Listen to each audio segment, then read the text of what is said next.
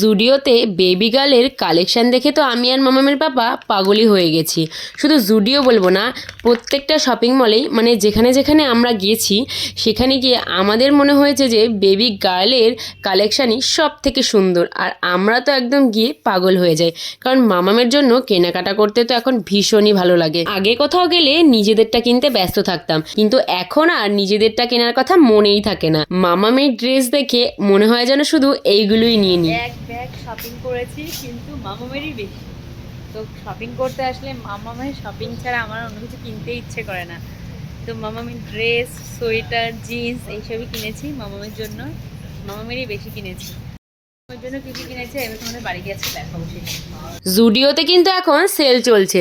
সব কিছুর উপর যে সেল আছে সেটা কিন্তু বলবো না, কিছু কিছু জিনিসের উপর আছে।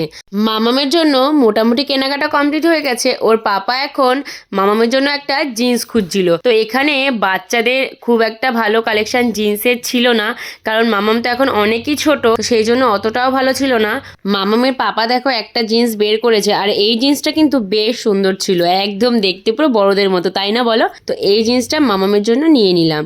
আর মামামের জন্য কি কি কেনাকাটা করেছি সেগুলো তোমাদের বাড়িতে গিয়ে অবশ্যই দেখাবো।